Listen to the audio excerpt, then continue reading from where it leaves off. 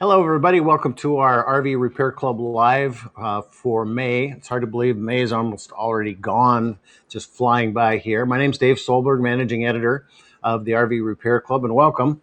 One of the things before we get started on the questions is I just want to let you know we have a virtual university coming up June 8th and 9th. We will start at 3 o'clock Central Time, and we've got the professionals from ZAMP Solar. We're going to have one class on solar panels, solar systems, calculating what size you need, and battery power. We're also going to talk about one of the sessions will be roof maintenance, conditioning, and trying to get Alpha Systems, who was just bought by Patrick. They have all the rubber roofs, TPO roofs, EPDM, and so forth.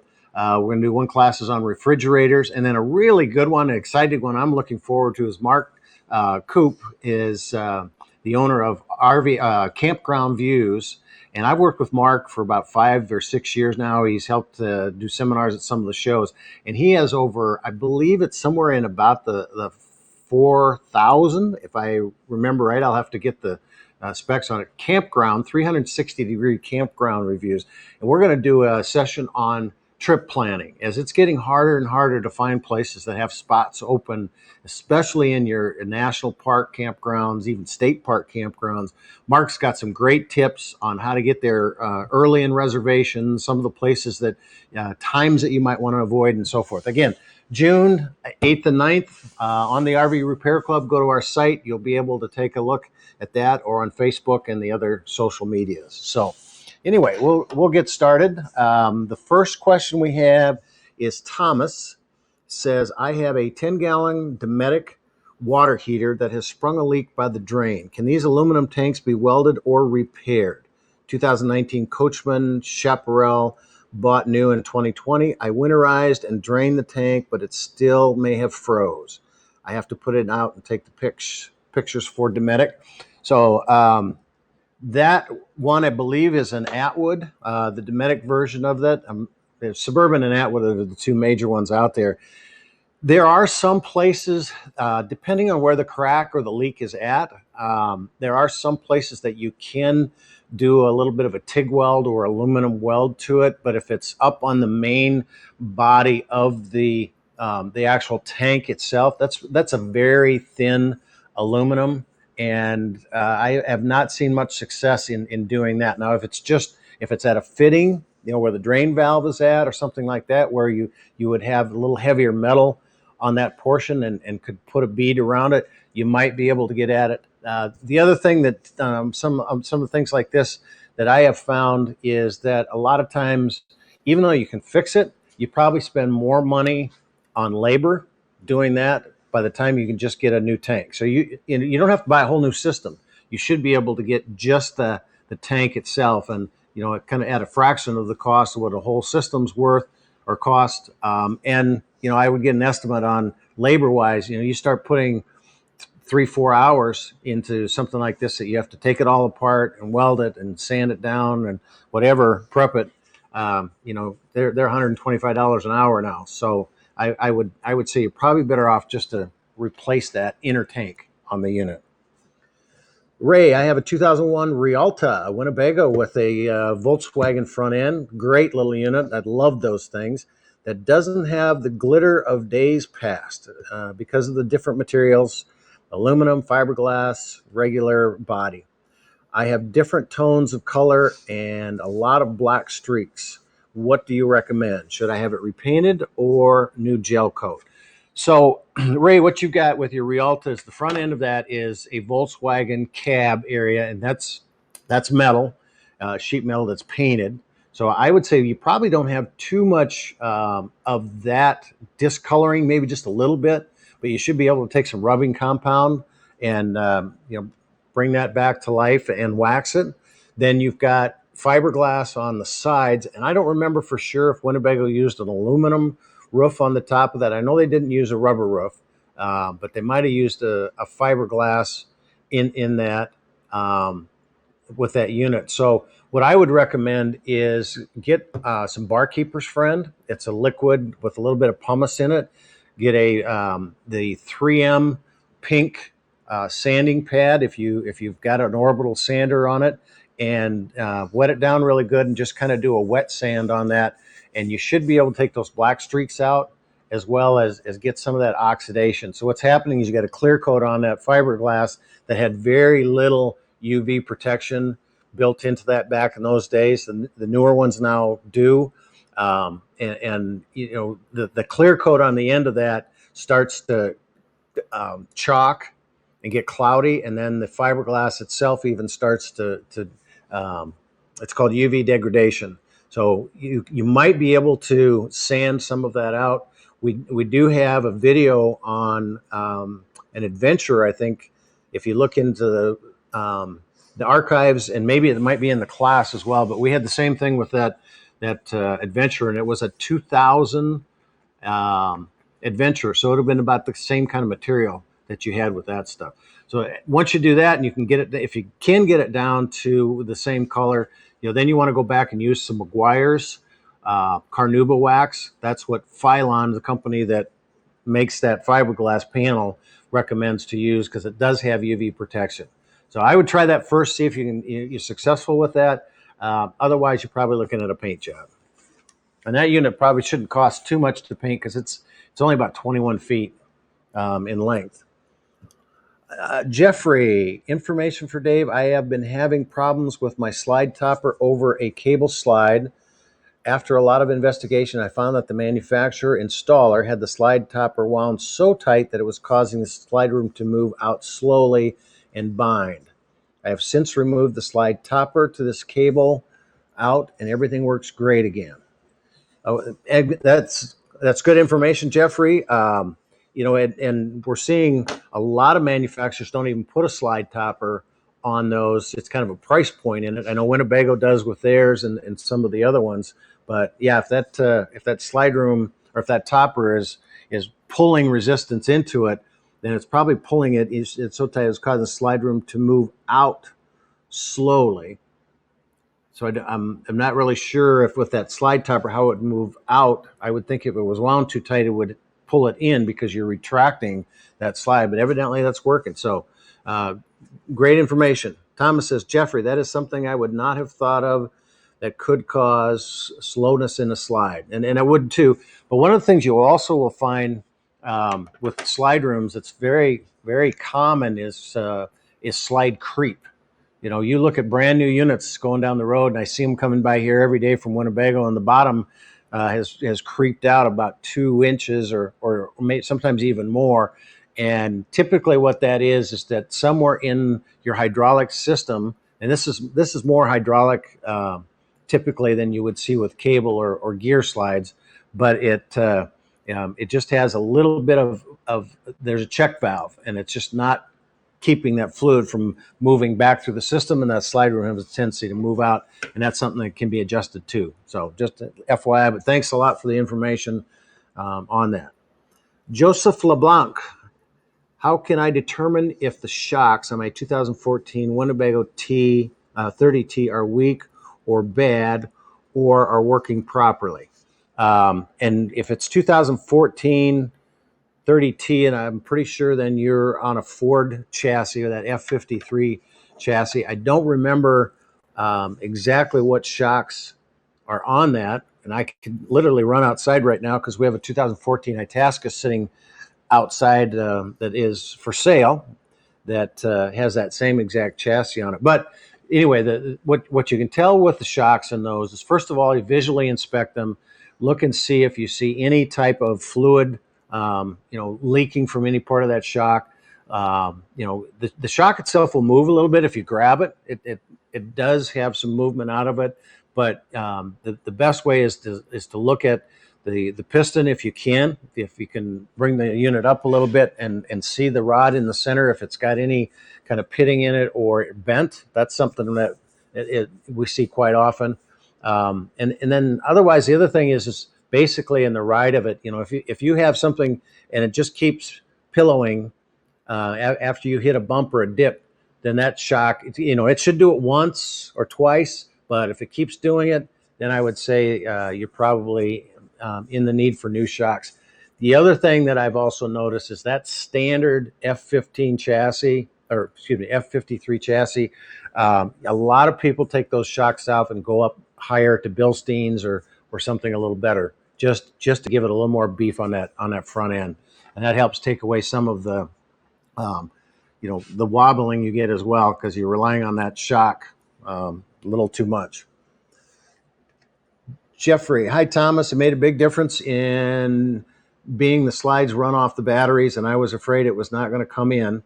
I used a ton of silicone lube on the rollers, and it did a little good. So back to the slide room coming in, and it does sound like it coming in, being wound tight. You're fighting that, and you're right. You're running off the house batteries, and it could drain those batteries really fast if you get that kind of resistance.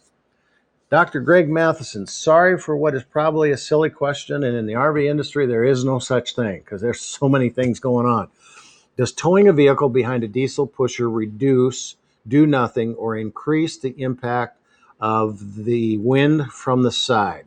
Seems like the diesel pushers with tows blow by me on the highway while I'm fighting the wind in trucks.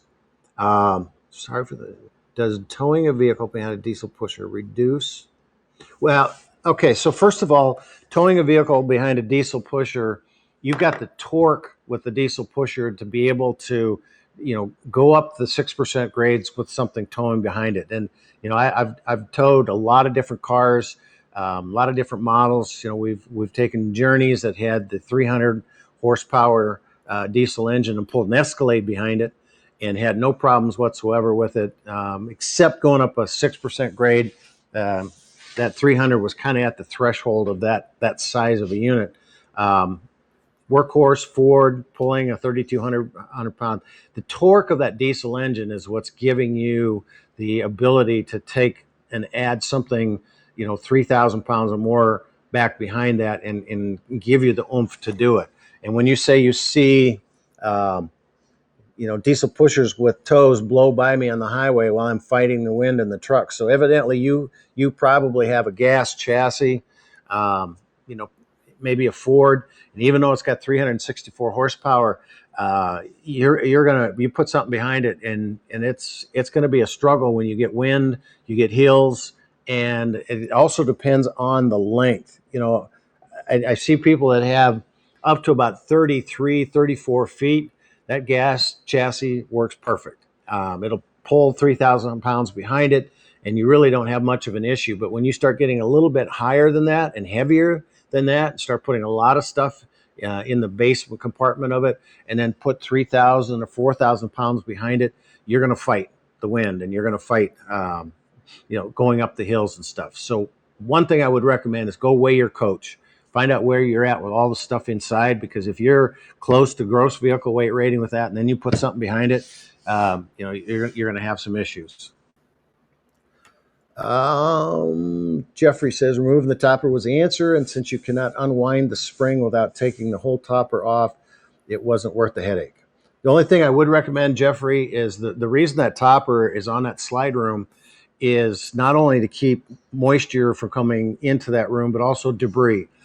So if you're at a campground somewhere and you've got sticks and acorns and stuff from the trees above it, before you break camp, make sure you clean that topper off, because you don't want that stuff sitting up there and pull that slide room in, because it will tear and rip that seal on that top portion of that opening for your room. So just be careful with that. Yes, and we see on here that one of the posts on it, your friendly host, who is Katie, hi Katie, says that join us for the virtual university, 60% off the registration fee today. It's got a sliding scale, so make sure you take advantage of that. And Thomas said, thanks, Dave. You're welcome, Thomas. Is there any product, this is Rick Butler, is there any product out there that refreshes, renews rigs decals? And decals are kind of a tough product to bring back because they're a vinyl. There's a couple different makes and models of them, but one of the things you can try is Protect All. And you know what? I do have one right here. Steps off camera. There we go. Protectol just came out with a new product that is polishes, waxes, treats, and protects. And the big thing with decals in the past is that you don't want to wax them. If you wax them, they actually dry out faster and they will fade and crack a lot faster. And there hasn't really been a good product on the market as of yet. And this is one that they came out with. We haven't had a real long track record with it. They claim it's great for decals, paint, fiberglass, clear coat, gel coat, vinyl, rubber, finished.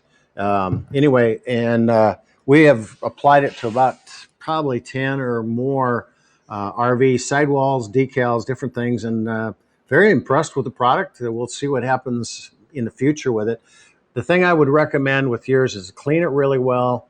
You don't want to use any kind of abrasive on it like Barkeeper's Friend or anything, because it's going to scratch that. And I don't think it's, I don't think you'll be able to bring them back. But try some of this on it, see if that can restore the luster to it. One of the things that we've done over the years is if you get cracking on the edges, which is pretty common, we've just taken and scribed a razor blade line, just a small past the crack, basically, and then bought a little bit of pinstriping and just edged those along the way. That's something, a little trick you can do. Leanne asks, I just bought a used Class C RV. How do we winterize it now for spring? How do we probably de-winterize? I'm sorry, I didn't catch that. I missed the one up there. What did I do here? Oh, I just shot down. Okay, I'm going to jump back up and get those. Sorry about that. So anyway, Leanne, how do I de-winterize it? The first thing you got to do is you look at how was it winterized. They either put RV antifreeze throughout the entire lines on the inside of it, or they blew the whole thing out with air. So let's say you've got the pink RV antifreeze. The first thing you want to do is to hook up your city water fill. You're going to typically you'll have a water heater bypass, because they wouldn't fill that 6 or 10 gallon water heater up with RV antifreeze in that. And you have a drain plug in there. So hook up your city water fill. You just basically go in then and open up every faucet till the pink antifreeze comes out and you've got clear water going through. Shut that valve, start with the farthest one and just work your way back closer to where that city fill is at. If you don't have access to a city fill, then you have to use your freshwater tank on board. And one other thing too is make sure all your valves are shut, because they probably open all the drain valves in the service compartment. Some of them are underneath the unit where you would actually open the valve from under a bedroom, whatever. And you'll find that once you hook up your city water, if you got those valves open, you'll see it. It's normally where that's dripping at, the valve's inside above it. And I've seen some very, very funny places. One model I took out for Winnebago, the valve was literally underneath the false floor of the closet. I had to rip the carpet and the deal. It was a bad design. They fixed it later, but I had to take the flooring out of that closet to get to that valve down there. Hopefully you'll never have to do that. But once you get that, fill everything up. Make sure you fill your freshwater tank, or excuse me, your water heater before starting it. If you start it empty on an electric one, you'll burn the heating element out right away. So it's pretty easy to bring it back in. Just turn your shower on. If you have a refrigerator with an ice maker, underneath the sink, you will have a canister where there's a filter in there, and so that was probably taken out and bypassed. So you want to put that canister and filter back in it, and pretty much just put that whole thing back together, or run water through the whole thing.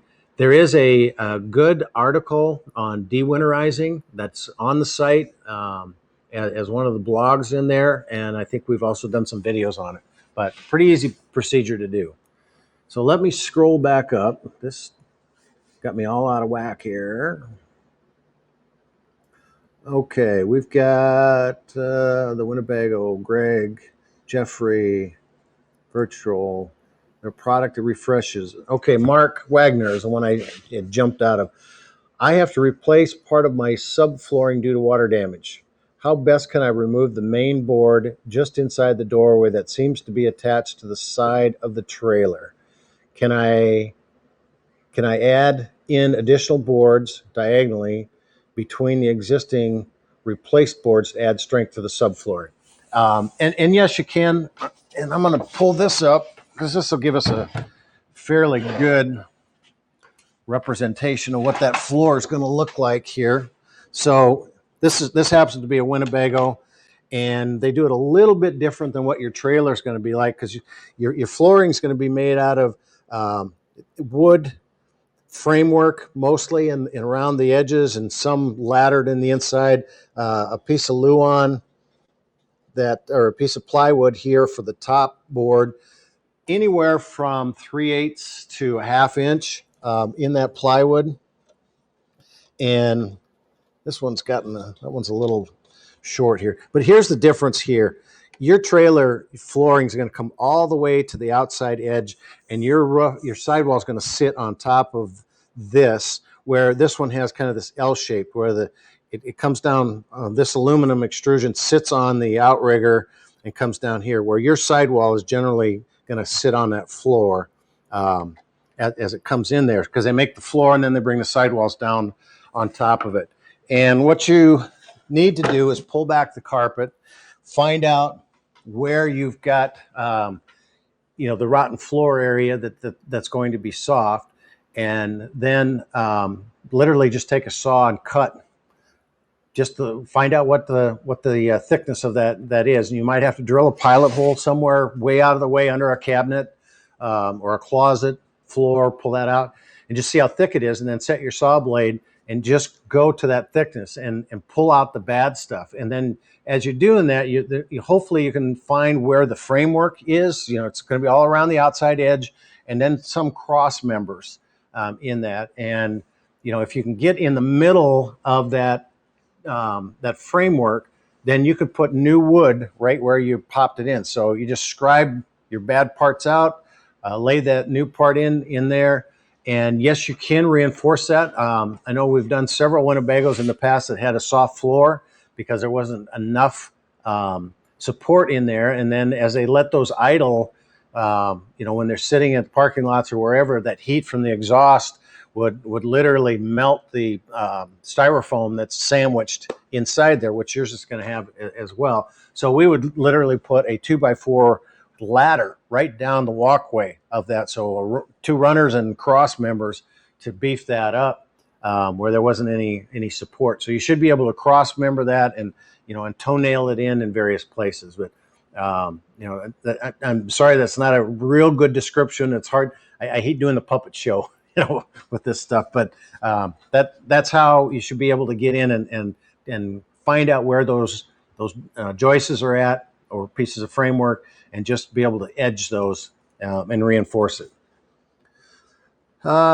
Rick asks, I live in Massachusetts. Is it okay to leave my bump out extended all winter? Have a 2011 Keystone Premier, relatively small mode. You can, Rick. I would recommend not doing that for 2 reasons. First of all, when you leave it sit out like that, if it doesn't have a cover over the top of it, then you got all the snow and ice that's going to build up in there, and it's going to melt, and then it's going to freeze, and it's going to melt, and it's going to freeze, and you got all that the seals exposed forever out there. And then the worst thing that I've seen, and I don't know what kind of unit you've got, 2011 Keystone Premier. When you leave that slide room out all the time, it's pushing against that sidewall. It's applying pressure to that. And the more wind you get in places that makes that unit move, the more it's going to push on that sidewall. And I have seen where it starts to, just bow that out a little bit. So if you're not using it, in my opinion, it's best to just bring it in and leave it in, so nothing is exposed to the elements, and you're not putting any additional pressure or stress on that sidewall. Dr. Greg Matheson says, thank you. You're welcome, Greg. Leanne, we just talked about de-winterizing. Robin Newcomer, we just bought I don't believe that's your last name. Maybe it is. We just bought a Jayco 32-foot Class C and tow a Ford Escape. When big trailer tractors pass us, we sometimes will feel that we are being blown a bit to the side of the passenger side of the road. We always try to drive on the slowest lane, usually no more than 60, 65 miles an hour. Any tips for managing this situation? So you've got the 32-foot Class C. The first thing I would do is I would go get it weighed.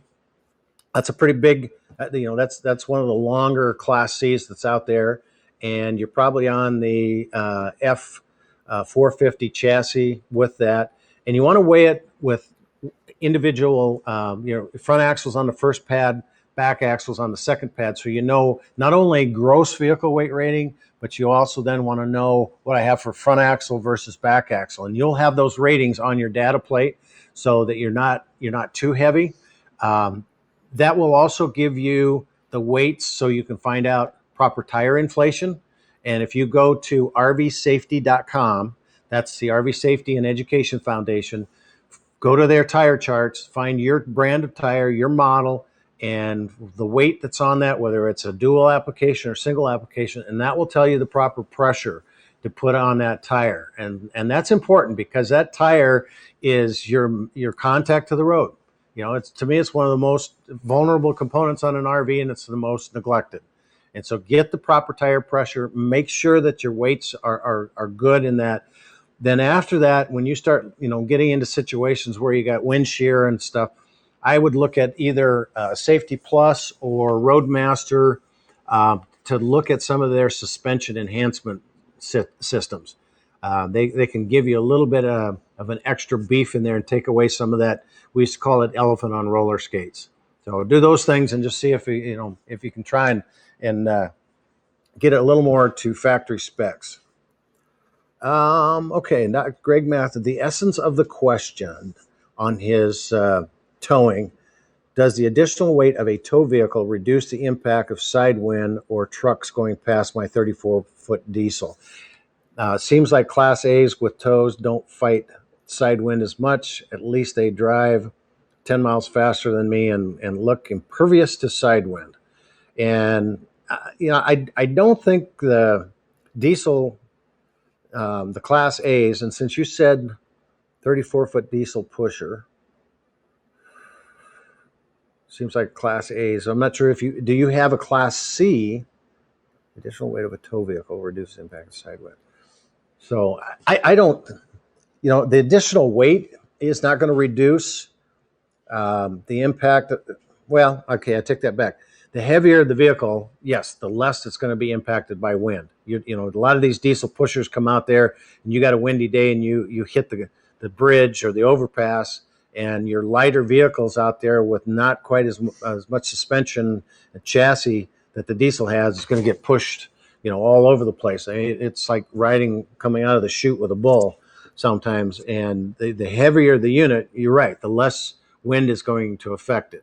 And I don't think anything is with the tow vehicle as much.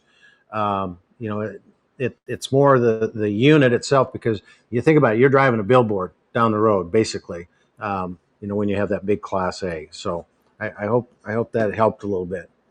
Beverly says, I do not have auto leveling. Is there a limit to how high you can stack up the Camco leveling blocks to try to level a 26-foot Class A with dualies?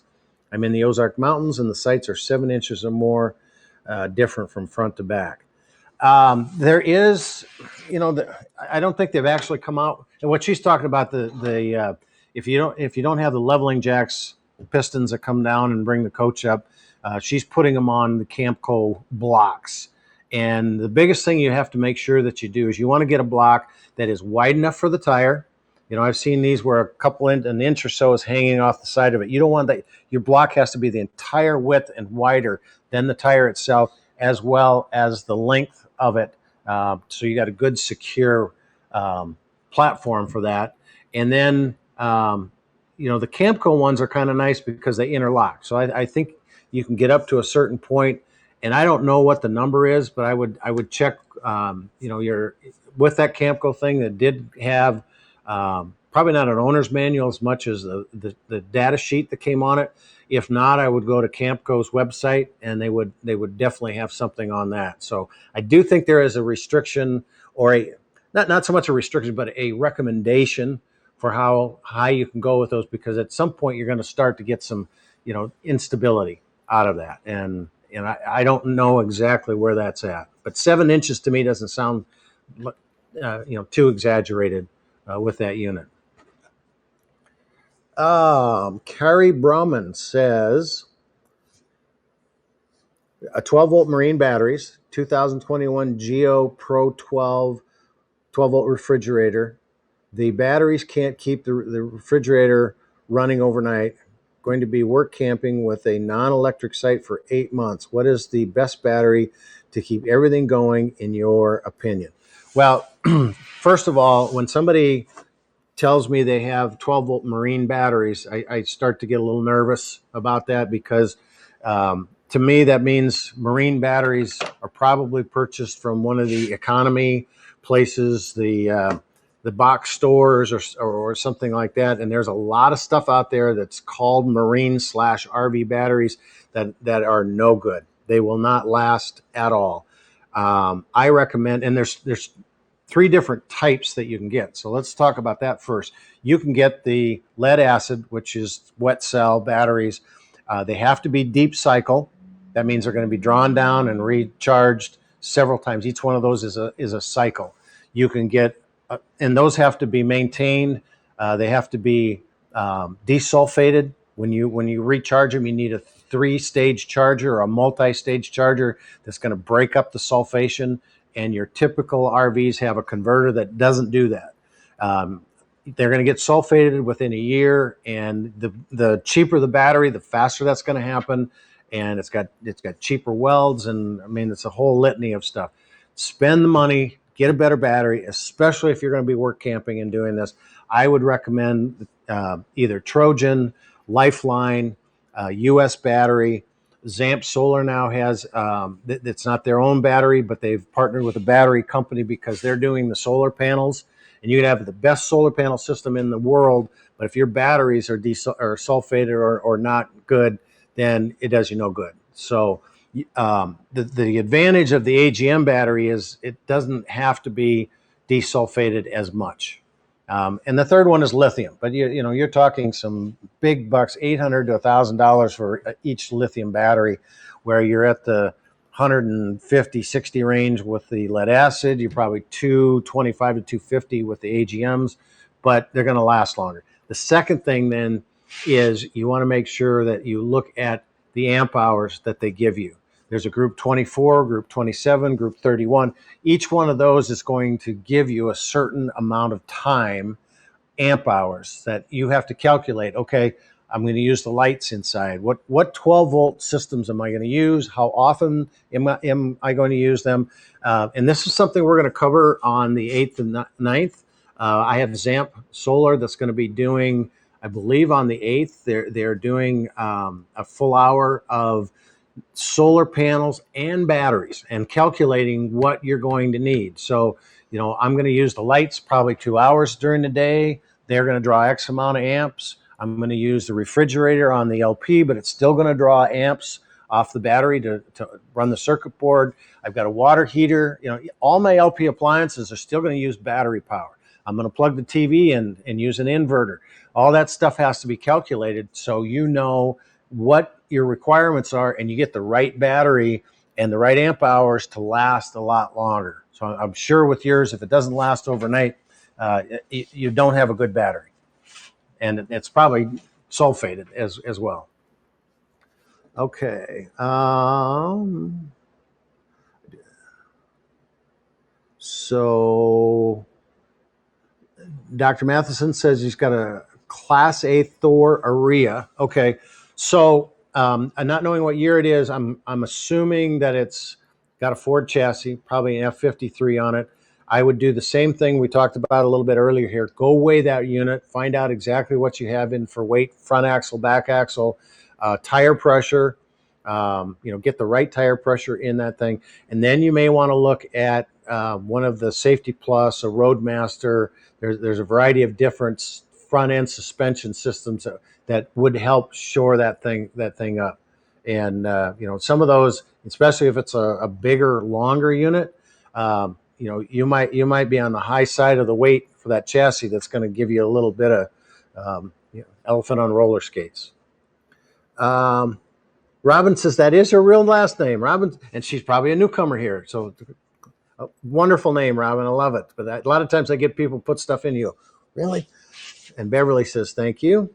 Wayne says, now that his summer is around the corner, can the air conditioners on my Fleetwood Flare 35R run 12 to 16 hours a day without issue?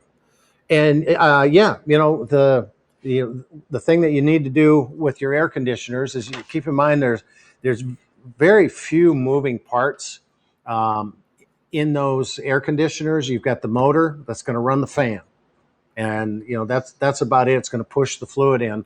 So the only thing I would recommend is that you make sure that you've got good airflow going through your air returns. You got a filter in there. Make sure that that's not clogged, because what'll happen is if you have some air restriction in that, your amp draw will start to get higher and higher and higher, and eventually it will just trip the breaker on that unit, because you're going to have, I would imagine it's going to be about a 20 amp breaker in your distribution center. If I remember what you've got Dometics on those. And as that amp draw gets up, it'll trip the breaker. But just make sure you got good airflow going through there, that your evaporator coils are clean, your condenser coils are clean. So all that airflow will make it run efficient, and you can run it for a long, long time.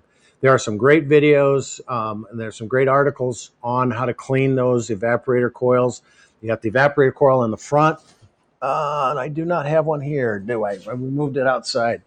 And then you've got condenser coils on the back, and all that needs to be cleaned so good airflow can get through there. And we have, thanks, it's a 2020 Freightliner chassis. Okay. So you do have a diesel pusher. Dr. Greg Matheson has a 2020 Freightliner chassis with Safety Plus on it, and you're still having some wind issues. I would maybe, in your case, probably suggest seeing if you can get it into a Freightliner location, and just make sure that everything in that chassis is right. Go weigh it first. Take it to a CAT scale. Get your weights. Find out if you get front, back, so forth, tire pressure, all that stuff is critical. So Mark Wagner says, how critical is tongue weight? On my Coachman Clipper 17 FQ, I've added a second 12-volt battery and a second 20-pound propane tank. I connect up a 4-way equalizer hitch to my Ford Expedition and it rides level, but I'm concerned that I may have added more tongue weight than perhaps it should have. And that's very possible. Just because it's running level with your weight distribution and equalizing hitch doesn't mean that you're okay in your weight. So take it to a CAT scale, put the front wheels on your tow vehicle on the first platform and your trailer on the second platform. If you can, put the front wheels of the tow on the first, the back wheels on the second, and the trailer on the third. Some of them are too short for that. But do that first and then take it around, unhook it, and come back. And that'll tell you what weight is on that hitch. And you should have a tongue weight recommendation on your tow vehicle. And the thing that will happen with that is if you have too much weight on the back end of it, you're going to put additional pressure on the back wheels, the back axles, the rear end of that thing. You're also going to have issues with braking because now the front's going to be a little lighter than what it should be. And your main brakes are your front brakes. So steering, braking, all that stuff is affected. So I would definitely take a look at what you got on for that. You should be able to tell. Okay.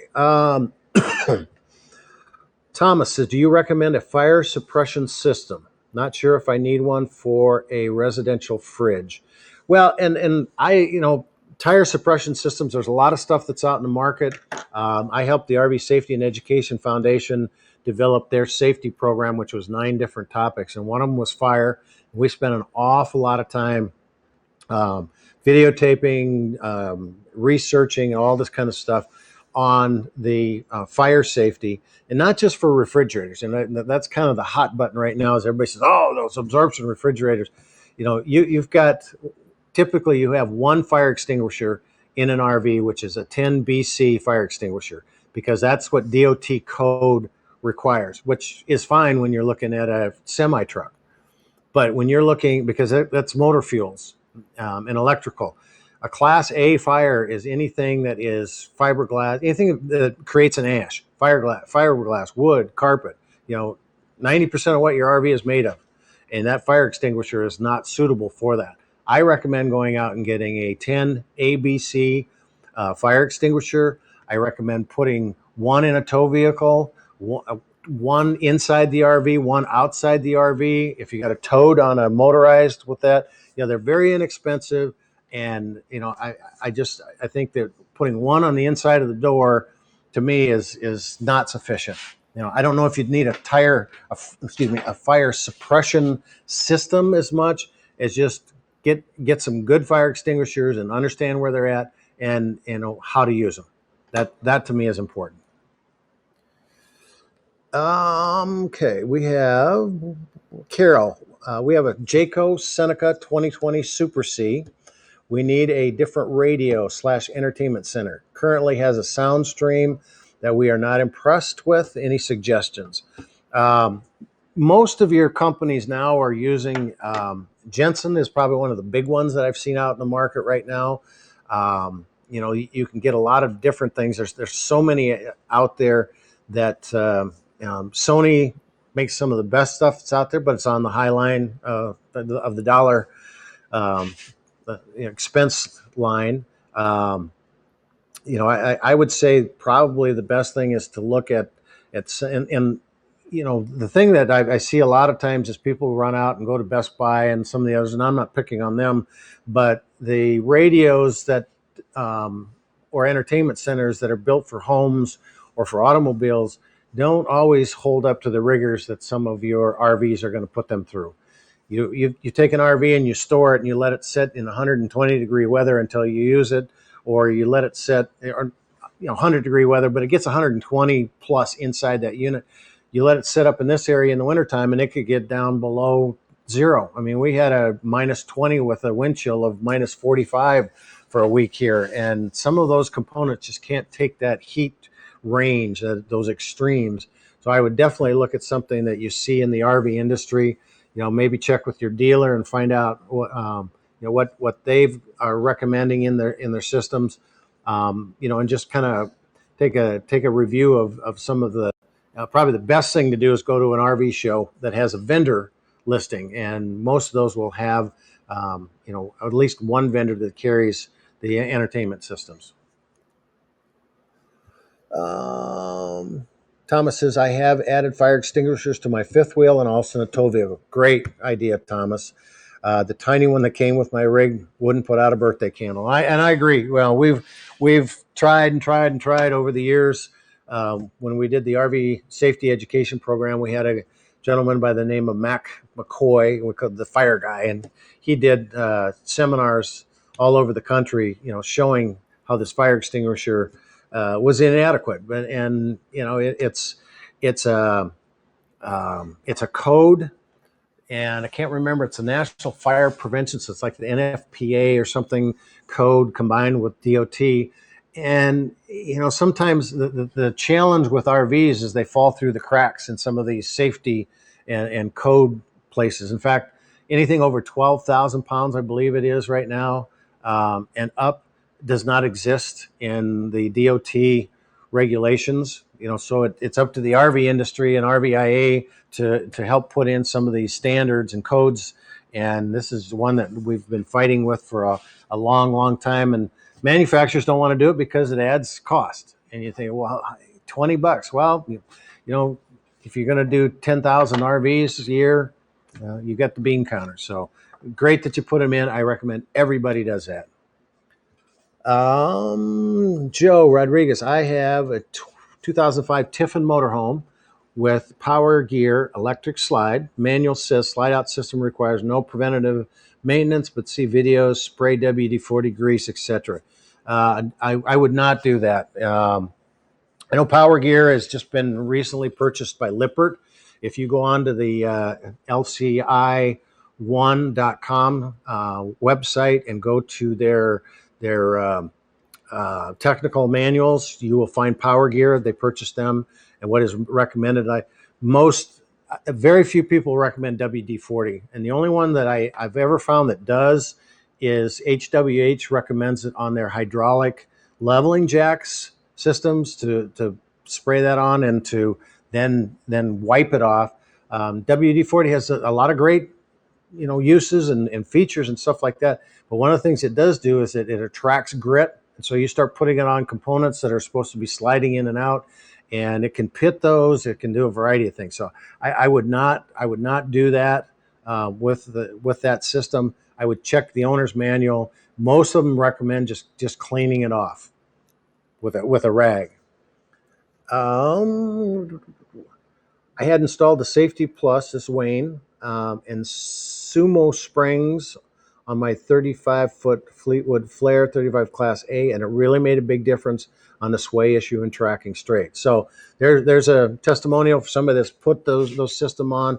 What I really like about Safety Plus and Roadmaster is before they just slap on a system that without checking anything, they go in and make sure that all your components are working properly, that you don't have bad shocks, or you don't have something on the chassis because you put an aftermarket system on something that already has something wrong with it. It's a Band-Aid. It's not going to fix it in the long run. So great to hear, Wayne. Thank you. I appreciate that. Debbie has a 2013 33AA Allegro Red. Rear AC is making a thumping noise. Sounds like near the bedroom closet on the ceiling. Okay. So the first thing I guess I would do is, so here's how the system works. You have your air conditioning unit is up on the top of your RV, and I'm pretty sure in yours you have ducted roof air that's inside. So you have a plenum, whether it's routed into the fiberglass insulation or it's a actual plenum box. Some of them will have a tube in there, and when I say tube, square, rectangular, and goes to those ducted roof air. So you have air coming into your air return, and it passes through your condenser coil in the front part of your RV. You've got a fan that's running, that's pulling that air in. As it goes through there, it flashes with the coolant that's in there, and it pulls out the moisture, and it conditions the air down about 10 degrees, and then dumps it back down inside into your plenum. So if you have a thumping noise, the first thing I would do is go up onto the roof and take off the shroud on there and run it and see if you can identify, is it the unit or is it something in the plenum? And one of the things that I have seen in the past is that ducted roof air track that you have. There are times that you can get a piece of insulation that breaks loose and just kind of hangs there, and then as the air conditioner pushes air through, it's going to go, so it's in the actual plenum itself, or it could be a loose flap on one of your vents. You got vents up on the roof that are round, and they have little louvers in them. And if that's loose, that could be giving you a vibration. So you should be able to get up and identify unit, plenum. Stephen asked, 2008 Road Trek Adventurous RS 2500 roof AC unit only, works on low and medium, no high. Any idea what to do? So that is just a fan then on your unit, because you've got, basically what's going to happen is when that unit starts up, then it's going to turn that fan on at a certain speed, draw air up inside, push that back down in, and you've got three settings on that. So what my thought on it, first of all, I would check the switch, and I'm not sure with a Road Trek. I think it's right on the unit itself to do that.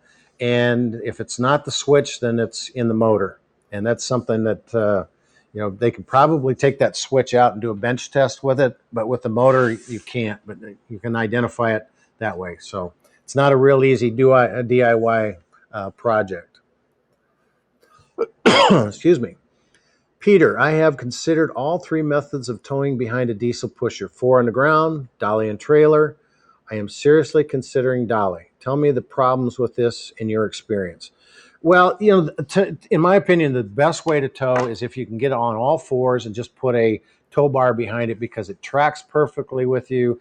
I can hook that up in no time. You know, I can pull on the back of a unit in about 10 minutes, bringing the thing up. And it's a much easier way of towing around the country. But you have to have a car or truck, whatever vehicle, that can tow on all fours. And you know, for years, Motorhome Magazine brought out a dinghy guide, and now there's no Motorhome Magazine. So I'm hoping somebody does the research. But they would go in and they would rate over 200 cars, and if you could tow them on all fours, some of them, every 200 miles you have to stop, turn the engine on, put it in drive and back, so that you lubricate that transmission and that transaxle in it. That's the whole thing. When you're pulling that unit down the road, those wheels are spinning, so those gears are turning. And if you have no way of lubricating those, you will burn out that transmission or that transaxle. So that's the first thing. If you can't tow on all fours, then you're going to have to use a dolly or a trailer. The challenge with the dolly, first of all, it takes longer to hook it up. That's okay. It's better than buying a new car, I would imagine. The second thing is that you periodically have to check those braces, and they recommend every time you stop for fuel or rest stop, just check those straps, make sure everything is on there, secure. You know, it doesn't track quite as easily, just because now you got two pivot points. Basically, you've got the hitch point and now where the tire's on, so you can get a little more sway out of that unit. But the biggest thing, and it's not quite as bad as it was before, but the biggest thing that I've found is that when you get into a campsite, you only have so much room. And typically you don't have room for the dolly, the RV, the car, and the dolly in your campsite. So you have to unhook and take the dolly down to the dolly corral. And sometimes it costs you additional money to put it there, and go back and get it. So that's the disadvantage in my opinion. Again, if you do have a car and you don't want to buy a new car just for that, then you're going to use a dolly. And a lot of people do.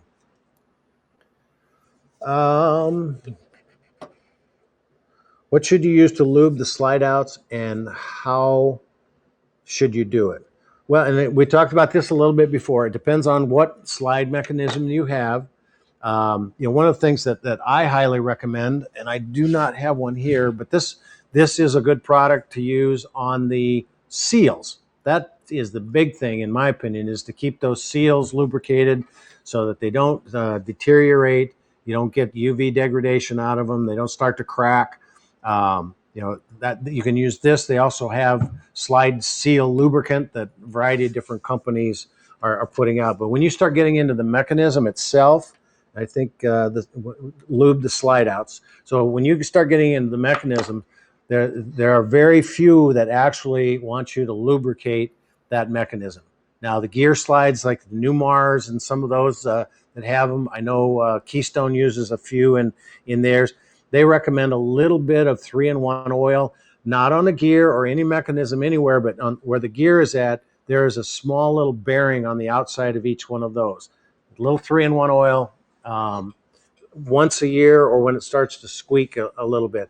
But the thing you need to do is check on what kind of slide you have. Lippert owns the majority of them in the market. They have a great site, lci1.com, LC Lippert Components Incorporated, lci1.com, and go to their technical section and find out if you have power gear, do you have swing tech, do you have the Lippert systems that are hydraulic, electric, so forth. And most of them just recommend to clean them with just a dry cloth. Make sure there's no, you know, dust and dirt and whatever from the ground. Okay, we have Tom. I recently purchased a 2005 Laredo. The fridge is missing the control panel. Where can you select the temperature? Where you can select the temperature source? The dealer said a replacement part would cost $250 to $300. Since the purchase, I have discovered that the fridge is unplugged and the propane line is disconnected. So now I'm thinking the previous owner was dealing with a more serious problem. How long do these units typically last? I don't see any yellow discoloration. Is it safer to buy a new fridge?